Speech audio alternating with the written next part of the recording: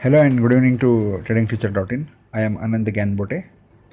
I am here for providing you tomorrow's calls for the date 30 June 2017.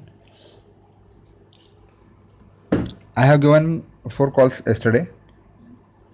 Before providing tomorrow's call, I need to take an analysis. तो मुझे पहले मेरे calls का analysis करना पड़ेगा कि मैंने क्या कॉल्स दिए थे, उसमें से कौन से कॉल अच्छे गए। और जैसा कि मैंने मार्केट को देखा, पहला मेरा लेक्चर था तो उस टाइम पे मैं मार्केट को देख नहीं पाया, फिर भी मैंने 9:19 को देखा था तो मार्केट गैप अप ओपन हुआ था निफ्टी, और अंबुजा सीमेंट का बाय का डिसीजन मैंने उस टाइम पे ले लिया था, ठीक है। और टाटा स्टील को मैं वॉच कर रहा था, वो भी गैप अप ओपन हुआ था, लगभग 525 के आसपास वो चल रहा था, तो टाटा स्टील को मैंने अवॉइड किया और मैंने डिसाइड किया कि अंबुजा सीमेंट में एंट्री मारने का। तो मैंने अंबुजा सीमेंट में एंट्री मारी और वो 246 के अराउंड मैंने एंट्री मारी थी उसमें, और 248 को मैंने एग्ज़िट 248.50 को मैंने एग्ज़िट कर दिया। जब मैं मार्केट में आया था तो मैंने टारगेट लगाया था 250 का, और जब मैंने देखा तो थोड़ा बहुत उसमें वीकनेस था और मार्केट नीचे आने की संभावना मुझे लग रही थी, तो मैंने प्रॉफिट बुक कर लिया और ट्रेडर्स को बोल दिया कि प्रॉफिट जोन में स्टॉप लॉस लगाएं। और टाटा स्टील भी बहुत सारे लोगों ने ट्रेड किया है, लेकिन मैंने उसमें ट्रेड नहीं किया। टाटा स्टील शायद 522 का लो मारा था और अपने दोनों भी टारगेट इसमें हिट हो गए हैं। शायद दो या चार क्लाइंट्स ने मुझे मैसेज किया है कि उन्होंने टाटा स्टील में ट्रेडिंग की है।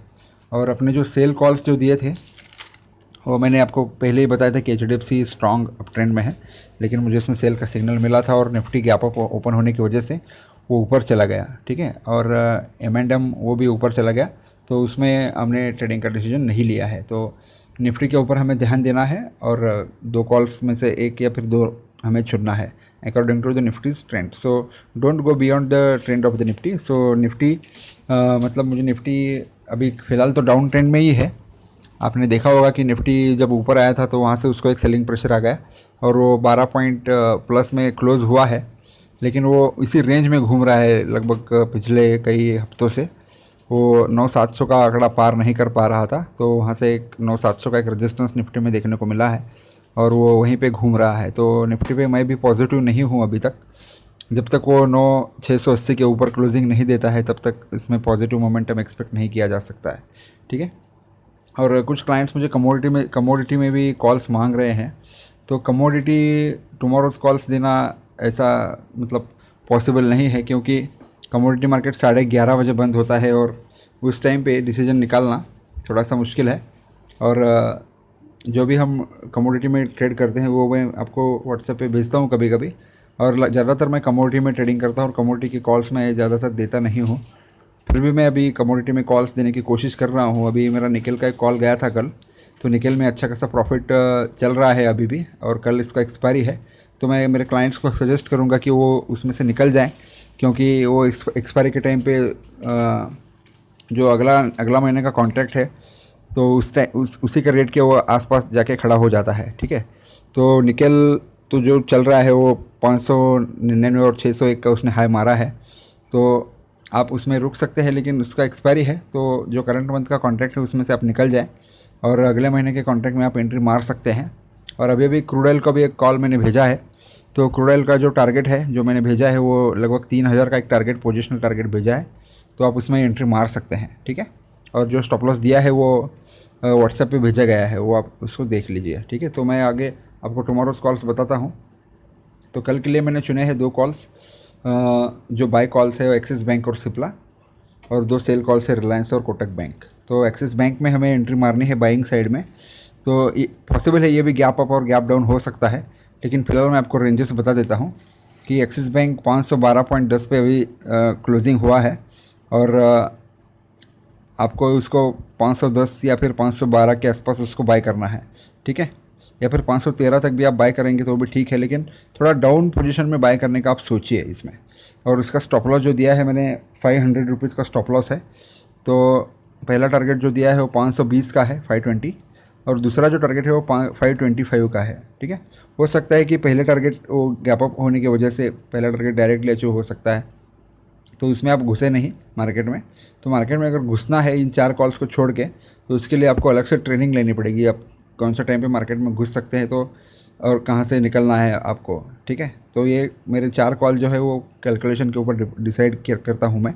अगर इसके अलावा किसी और को ट्रेडिंग करनी है, अच्छी ट्रेडिंग, तो वो मुझसे ट्रेनिंग ले सकते हैं और कभी भी मार्केट में एंट्री मार सकते हैं और कभी भी मतलब जब सिग्नल आता है तब आप उसमें से एग्ज़िट कर सकते हैं दोस्तों, ठीक है। तो सिप्ला जो है वो दूसरा बाय कॉल मैंने चुना है। तो दूसरा जो बाय कॉल है वो सिप्ला, उसमें 543.75 पे क्लोजिंग दिया है सिप्ला ने। तो आपको 535 का स्टॉप लॉस लगाना है, ठीक है। 535 स्टॉप लॉस और टारगेट जो है वो 550 का रहेगा और दूसरा टारगेट जो है वो 553 का रहेगा, ठीक है। तो आपको सिप्ला में एंट्री मारनी है लगभग अराउंड 540 से लेकर 542 तक भी आप एंट्री मार सकते हैं, या फिर 543 जब वो ओपन होता है तब वो भी आप उसमें एंट्री मार सकते हैं। लेकिन निफ्टी के ऊपर ध्यान देना मत भूलिएगा, क्योंकि निफ्टी हमारे लिए बहुत ही फ़ायदेमंद है। निफ्टी जिस तरह से चलता है तो हमारे टारगेट रीच होने में मदद मिलती है। और मैं आपके एक रिक्वेस्ट करूँगा, ये कॉल्स जो मैं आपको बता रहा हूँ ये कॉल्स आप अपने दोस्तों से शेयर करें, ठीक है।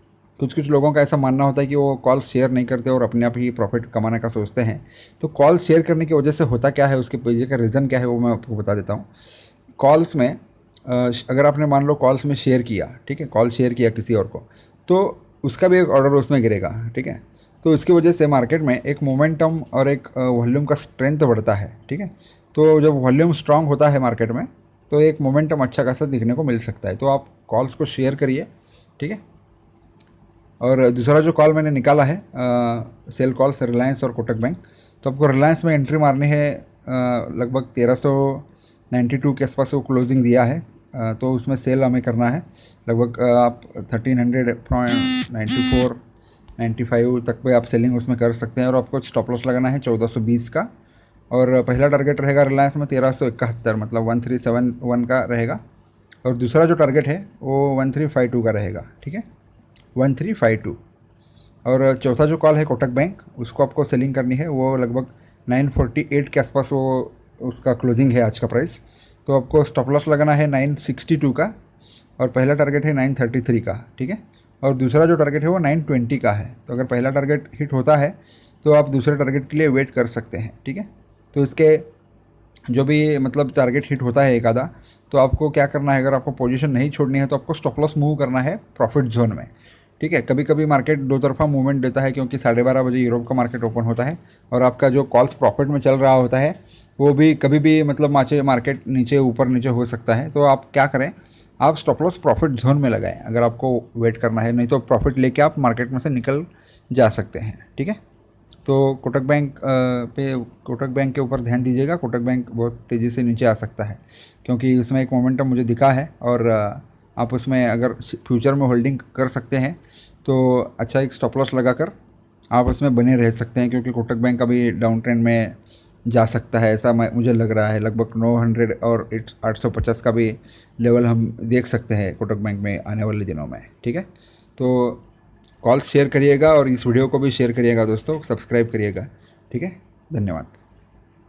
अगर किसी को ट्रेनिंग चाहिए तो आप मुझे कांटेक्ट कर सकते हैं, या फिर व्हाट्सएप पे अपडेट्स वगैरह चाहिए तो मुझे एक मैसेज कीजिए कि मैं ऐसे से हूँ और मेरा नाम ये है और मुझे व्हाट्सएप पे अपडेट चाहिए, तो मैं आपको मेरे ब्रॉडकास्ट लिस्ट में व्हाट्सएप के शामिल कर लूँगा दोस्तों, ठीक है। धन्यवाद, कल मिलते हैं।